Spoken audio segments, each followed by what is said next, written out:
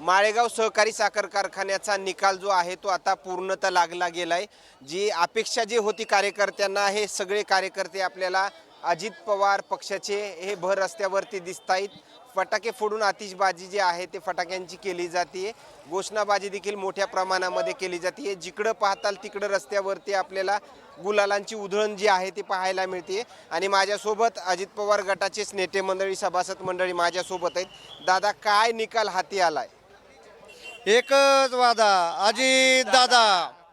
अजितदादांच्या नेतृत्वाखाली जे बारामती माळेगाव सहकारी साखर कारखान्याचं जे निवडणूक लागलं होतं निळकंठेश्वर पॅनल, तर पूर्ण बहुमताने साधारणतः 1,500 ते 2,000च्या फरकाने पूर्ण बहुमताने निकाल पॅनल लागलेला आहे। रंजन तावरे तर सातत्यानं म्हणायचे की 100% ब मधून जरी अजित पवार आले असले तर आमच्याच बाजूचा निकाल जो आहे तो लागणार। कसं आहे माहिती आहे का, विरोधकांनी काय म्हणणं काय नाही, पाठीमागचा जो विकास आहे, बारामतीचा विकास, कारखानदारीचा विकास, महाराष्ट्र ताब्यात आहे दादांच्या। दादांनी दिलेला शब्द दादा नेहमी पाळतात आणि बारामतीच्या विकासासाठी दादा म्हणजे ह्या ठाममध्ये उभा राहिलेले असतात। त्यामुळे ते काही जरी म्हणले, उलट ते एक जे निवडून आले ते चुकीचं आलंय। ते 21च म्हणजे 20 आणि 1 आलं म्हणजे ते 21च आल्याचा माहिती। जे काही आरोप केले तर त्यांनी आरोप करण्यापेक्षा जे काही निकाल आलाय तो समोर आलेलाच आहे जनतेच्या, त्यामुळे काय त्यांनी काय म्हणण्यापेक्षा त्यातूनच समजून घ्यावं प्रत्येकाने। तर पहिलं तर ज्यावेळेस आपण इथले जे काही कार्यकर्ते आहेत, सभासद मंडळी आहेत, बऱ्याचपैकी बोलत नव्हते, मात्र इकडली उभा टाकलेली मंडळी बोलतात का हे पाहणं तेवढंच महत्त्वाचं ठरणार आहे। काय बारामतीकर म्हणलं की रोखठोक बोलायला थोडं घाबरतात की काय? अजिबात नाही, घाबरायची काय गरज आहे? कालपासून काही जणच प्रतिक्रिया देतात, काही जण संभ्रमामध्ये आहेत, असं काही? संभ्रम कोणताच नव्हता।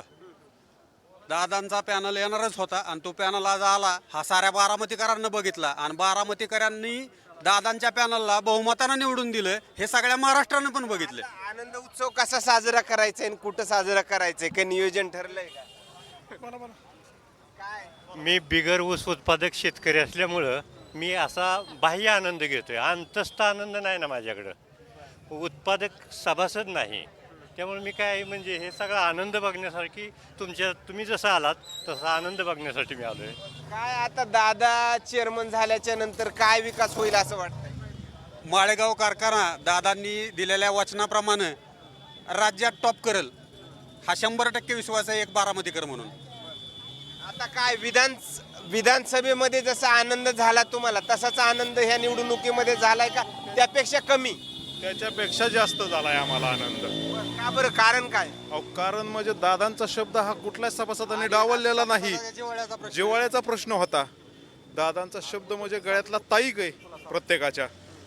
आणि सगळ्यात महत्त्वाचं म्हणजे रंजन काका असतील किंवा काय, त्यांनी जे लोकशाही सोडून वागल्यात हे सगळ्यात महत्त्वाचं उदाहरण आज त्यांना मिळालं आहे। या आनंदामध्ये जर अजितदादा तुमचे असते तर यापेक्षाही मोठा आनंद झाला, द्विगुणी झाला असता।